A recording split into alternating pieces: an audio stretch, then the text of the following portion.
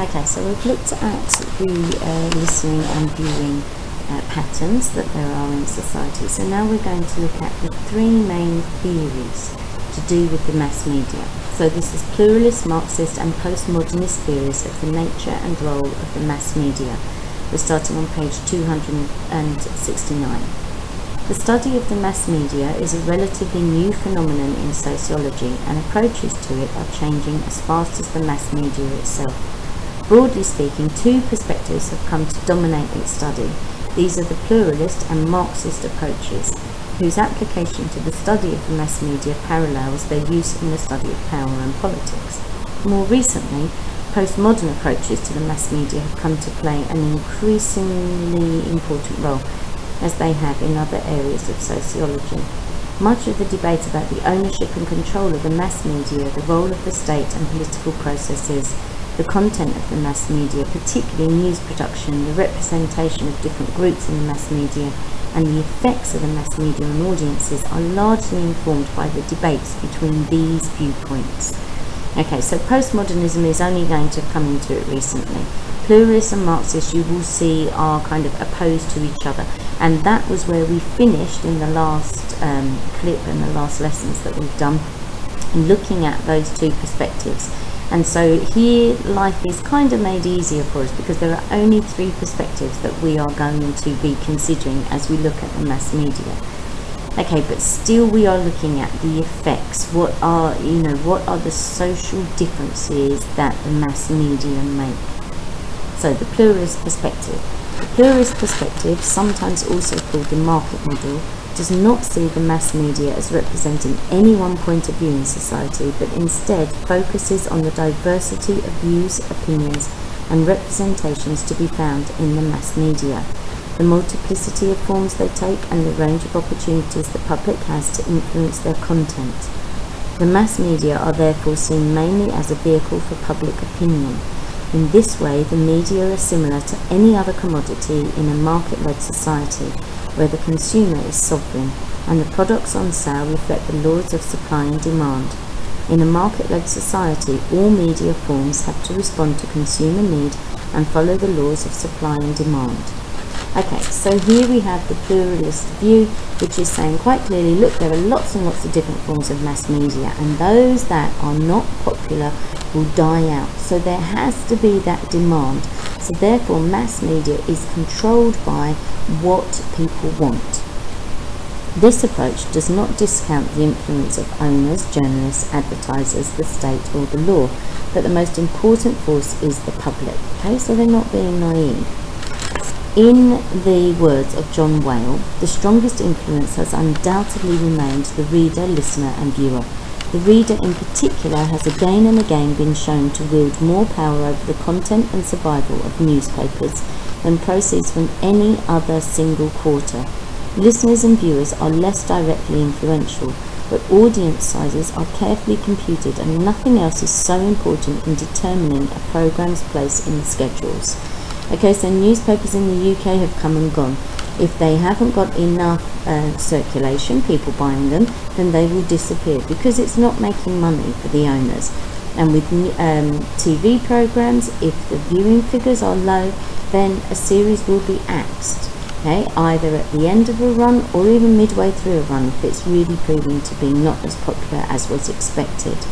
You know, some TV shows now in the UK will go straight to Sky, which means that they're not expecting to have such a large audience watching them. The content of the mass media will therefore show the full range of views, opinions and interests present in society and portray all sections of the community. It will reflect the world as it is, merely a mirror held up to it. Any bias or prejudice in the media merely reflects the bias and prejudice found in society. All questions about the content of the mass media can be answered by the observation that this is what the public want, no matter how trivial, sensationalist, ephemeral or irrelevant it may appear. No one is forcing readers to buy tabloid newspapers or to watch television any more than they can be made to buy any other product. Okay, so this is really important because the bias comes from the people who are watching it. Okay, these are the opinions they want to hear, see, read about. So therefore, that's where the bias comes from, not from the owner or anybody else that has influence over these things. The public also has a considerable number of opportunities to directly influence the content of the mass media by making programs for community slots on television, writing letters to editors, complaining on feedback programs, contributing to phone-ins, quizzing politicians on panel programs, producing their own websites, and so on. In these ways, the public gets the mass media it both wants and deserves, and we see this more and more with YouTube and whatever else. The media may have biases, but there are many biases, and the public can choose which bias it desires. New technologies such as the internet, satellite and digital broadcasting can only increase the opportunities for greater diversity.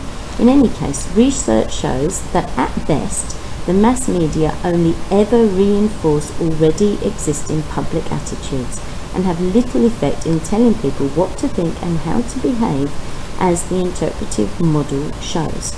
Okay, now this is all well and good, but I have often heard people speak an opinion, and I know they've heard that spoken somewhere else. Now, yes, somebody may hear someone say something on TV and think that's a really valid point, and that's okay, as long as they back it up and support it, and maybe give other examples, or say, yeah, I heard this said on TV and then I went off and I found out this about it. What's worrying is when people spout those things as if they are their opinion that they thought of for themselves. Okay, so this is where there may become a problem. But the pluralist view is saying, look, we can listen to all sorts of different perspectives, and then a person comes to the conclusion of which one it is that they're interested in, which one they believe in, which one they agree with. The evidence for this is to be found everywhere in the mass media, where media forms and accessibilities, broadcast, cable and satellite television, sorry, I think I've missed a line right there, haven't I? No? A variety of national and local radio stations, multiplex cinemas, video and DVD shops, the internet, thousands of different types of magazines and newspapers cater for all political and social persuasions. Okay, so you may not want to read National Geographic, okay, but somebody else, that may be their favourite magazine. They may not want to read Hello, but you may love that magazine, or TV Quick, or Inside Soap, one of my favourites back in the UK.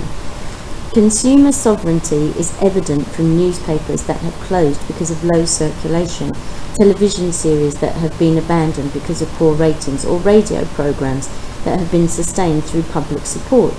That the very notion of mass rather than fragmented or diverse media is increasingly questioned is even more evidence of the truth of the pluralist case. Okay, so here's pluralist saying, look, here you go, you can see all of these things. So, criticisms of the pluralist perspective. There are many flaws in the pluralist portrayal of a free, diverse and responsive media. They underestimate the role of the state in regulating what is said and how it is said. Broadcasting by radio or television in the UK depends on obtaining a government licence, the distribution of which is tightly controlled. The content of a television station's output is determined by the content of its licence, which is in turn regulated by the state. The time of evening news programmes, for example, is determined through negotiation with the government of the day. Access to news sources such as government ministers and documents is similarly controlled. There are laws against incitement to racial hatred, though not all other forms of discrimination, as well as libel laws that can be used to prevent the publication or broadcasting of anything that might defame someone's character. Okay, that's the BBC. Okay, but ITV is independent TV, and you don't have to have a license for it. There are adverts, and they're what pay for ITV. So, you know, this is quite one-sided in what it's putting forward. And satellite TV again opens up different vistas. Many commentators have argued that it is not consumer choice but advertising revenue that determines the overall structure and content of the mass media. Almost all forms of the mass media depend on advertising to keep them afloat, and it is the ratings of a television programme or the circulation of a newspaper, as well as their consumer profiles, that will attract advertisers. Commercial forms of the mass media that fail to reach target markets, offend their advertising sponsors, or seek to reach an audience that does not interest advertisers are unlikely to survive in highly competitive markets. Okay, so advertisers give the revenue for programs to continue, newspapers to continue.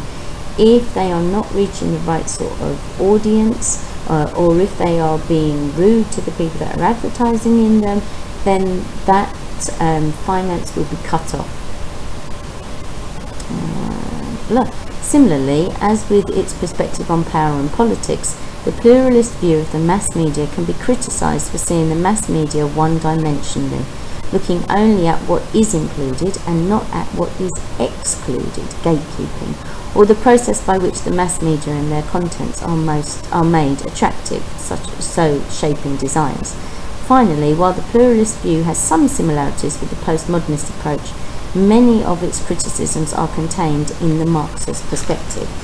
Okay, so whilst pluralists are saying, look, there's this whole wide range of things that we can see, their critics would say, yes, there are, but what you have to consider is, what are we not seeing? What are we being kept from seeing in the news or in the newspapers or whatever else?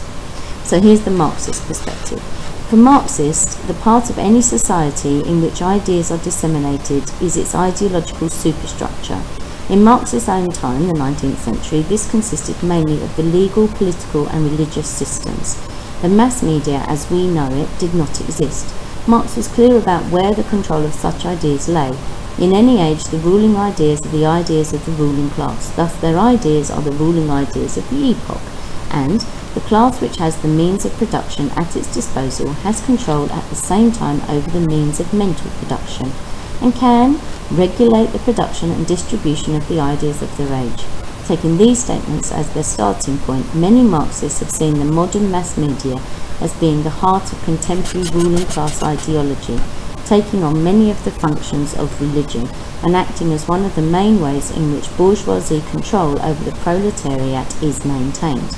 This notion has been refined and adapted into two neo-Marxist models, usually known as the mass manipulative and hegemonic views. Okay, I think all of that is fairly obvious, so let's have a look at the views. The mass manipulative model.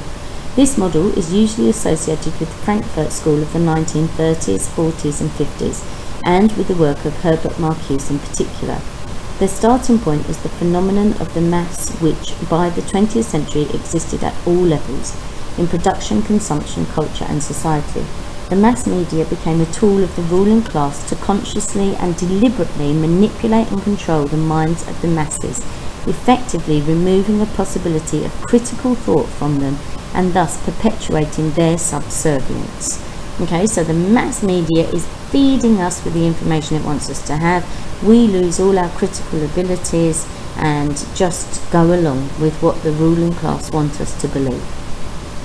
As Marcuse says, the hypnotic power of the mass media deprive us of the capacity for critical thought, which is essential if we are to change the world.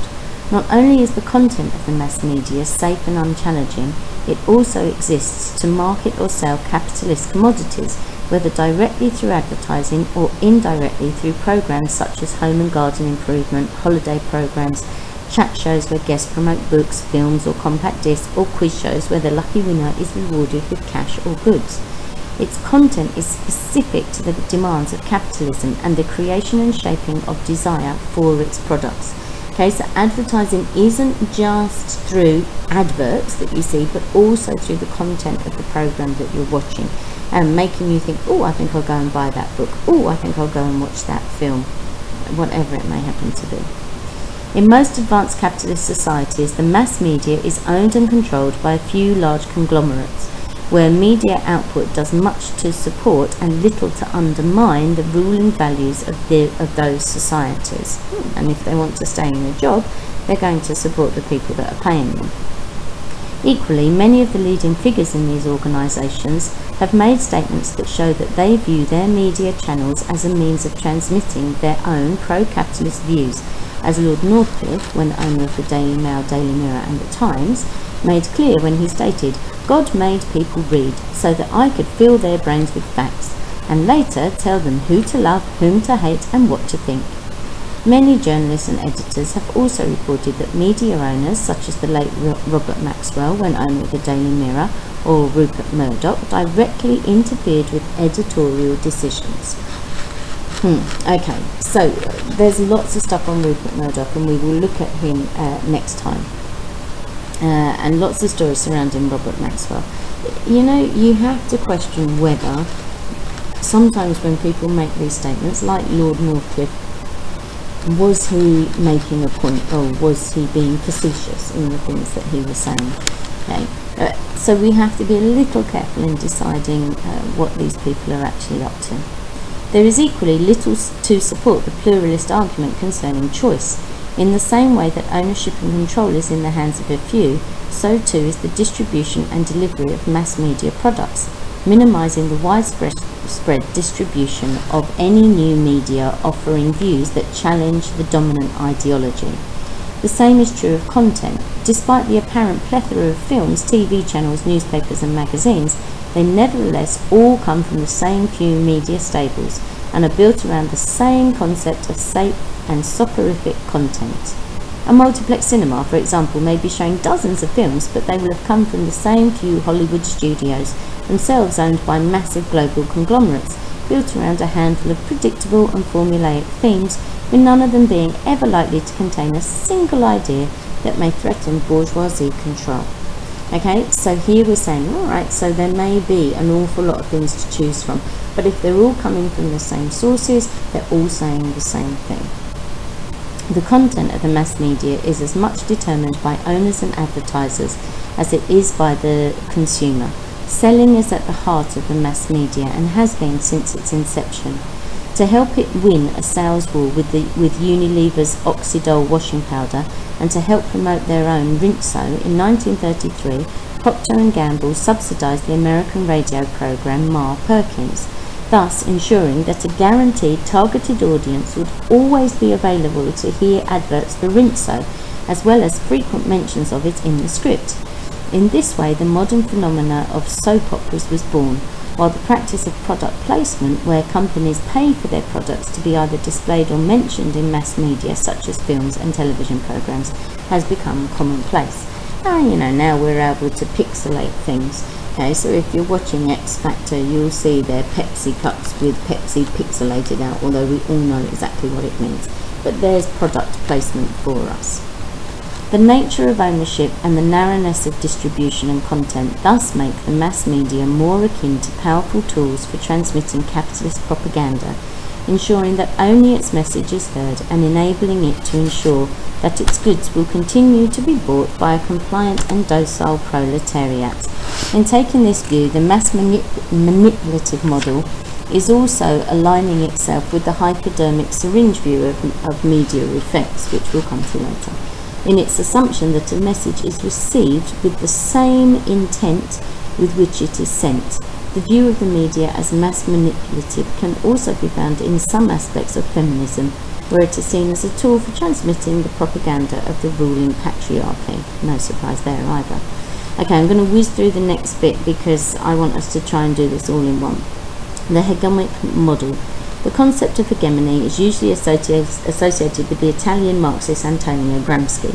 He used it to describe the ideological leadership that is achieved through winning consent rather than through brute force and coercion. How this was achieved was a particularly important question to him in the 1920s, after he had witnessed the failure of the Italian left and the triumph of Mussolini's fascists who had imprisoned him. For Gramsci, the lesson had been that the focus within Marxism on control of the means of production neglected the question of how people's hearts and minds were won. It made him consider what needed to be done to win over people's sympathies and to reach a point where it was accepted that socialist ideas were common sense. It does not automatically follow that control of the means of production leads to the control of ideas. Ideological leadership is there to be won. The mass media therefore plays a central role in this battle. Okay, so we can see Gramsci's background, where he came from, and he's now saying, look, you can say, oh look, we can push this on people, but people have got minds. You have to win over their heart and mind for them to accept something. Unlike the mass manipulative model, from this viewpoint, there is nothing conscious, necessary, or conspiratorial about what becomes the content of the mass media. If it reflects the values of the ruling class, it is not because of the intervention of its owners, but because this is the class from which most of the editors and journalists are broadly drawn, and where their class lie. The view of the world portrayed by the mass media is one of white, middle-aged, and middle-class men.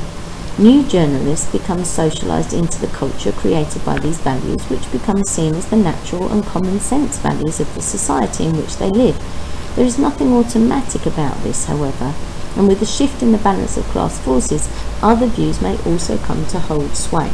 Okay, so we have a lot more female journalists now. We have a lot more younger reporters as well.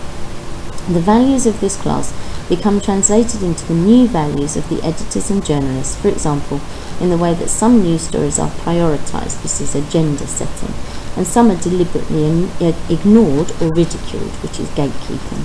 It is also evident in the way that certain groups are effectively guaranteed immediate access to newsrooms and journalists, such as politicians, members of the royal family, or captains of industry, while others, such as trade unionists, pressure groups, or the wider general public, struggle to be heard. This phenomenon is known as structured access. Okay? And those people that you're hearing fit with the male, middle class, middle age perspective, and so that's why they're the ones who are heard more. Criticisms of the Marxist perspective.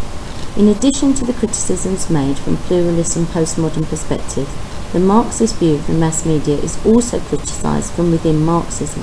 One main concern is that in looking at the mass media largely in isolation from society and as part of its ideological superstructure, the mass manipulative and hegemonic views underestimate the importance of the economic substructure as the basis of power in society, and understate the real control that lies with ownership of the means of production. This view, which among others has been articulated by Abercrombie, Turner and Hill, applies to other Marxist-influenced studies of the superstructure, such as education and religion. They argue that the very concept of the single and dominant ideology is misconceived. Okay, so there's not just one ideology that's there, and what you're not looking at is the means of production, and you know who actually produces these things. On the whole, it's going to be the working class, so therefore they've got to have an influence on this. The attribution of unlimited power to the owners of the mass media is also unrepresentative. Governments do not always accede to the will of the conglomerates. Rupert Murdoch's News Corporation, for example, has been unable to gain or extend new franchises either locally in the United Kingdom or internationally, where his Star satellite television has been banned in China and Malaysia. Okay, so there are controls. Suddenly people do realise that one person has too much influence, and so controls are put on them. Similarly, the failure to take local cultural factors into account has seen the failure of global ventures in some locations, where the output of satellite television has either overestimated the desire for American-centred material and the wish to embrace Western values, or has been seen as offensive to locally held beliefs and traditions. Okay, so people now are far more able to say culturally that's not acceptable. The capitalist goal of short-term profit maximisation can also mean that its media may be prepared to carry any content that sells, regardless of whether that content underpins capitalist values.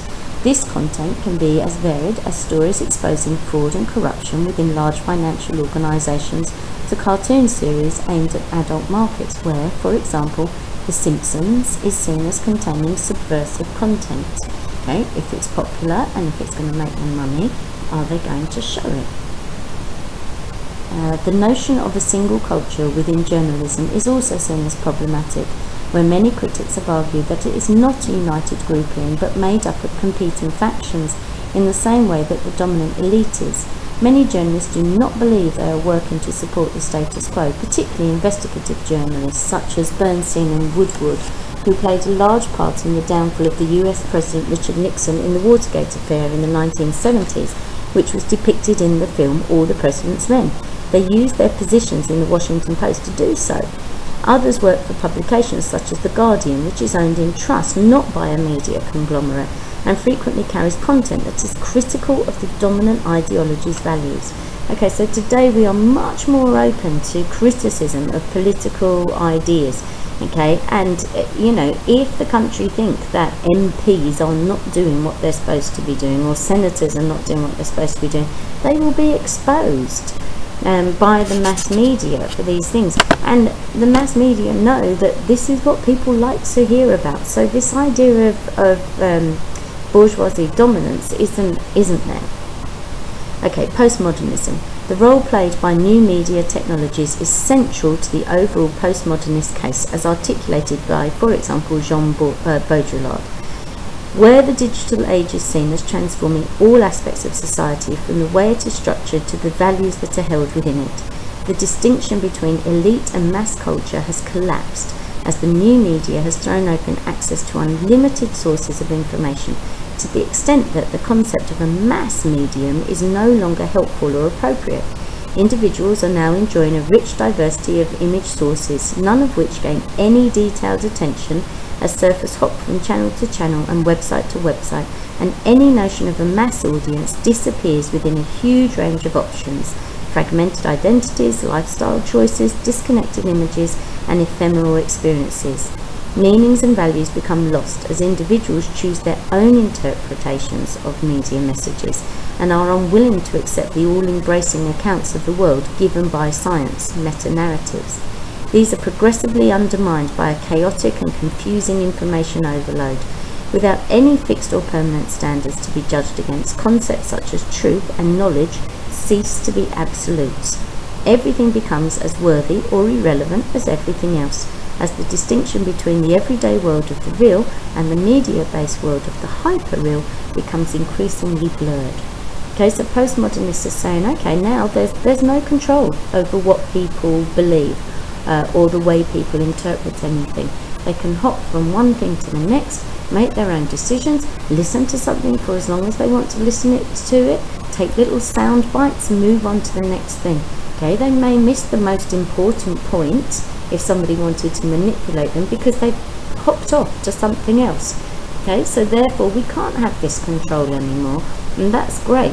What we understand to be knowledge will be understood in a different way. What we perceive as truth will be perceived by somebody else in a different way because they've heard different sound bites that get them to their conclusions. Criticisms of the postmodernist perspective. Most criticisms of the postmodernist view focus on the vagueness of their argument, which is usually made impressionistically and without reference to any systematic research, although an engagement with any such research would oblige these theorists to acknowledge a scientific method they no longer believe in. Remember, because of postmodernists not wanting to label anything, therefore any scientific method they use would have a label to it, therefore they can't use it. Postmodernism's refusal to recognise structures and power relationships in society masks the real and tangible inequalities that exist. There are times when a society engages with the media as a mass, as viewing figures for soap operas and some sporting events show. This is particularly evident during events such as the Football World Cup and royal family rites of passage, which themselves mark traditions that have been embedded within the culture for many centuries. Finally, the extent and prevalence of technology in people's lives has been overstated, with data on ownership and use of new technologies and viewing and readership patterns being less diverse, chaotic and widespread as the postmodernists might suppose. There is nothing in the postmodern world that couldn't be discovered in the modern. Okay, so this is how postmodernists have been criticised, and of course that big criticism is that, you know, when the royal wedding is on, look at how mass audiences watch these events. Okay, and so you can't say that people are flitting from one thing to the other because viewing figures are proving that is wrong. And what postmodernists are saying, there's nothing tangible to hold on to in it. They can't actually test this theory, so therefore it is just something that they are perceiving in the world, as opposed to having anything to give actual backup and evidence to what they are saying.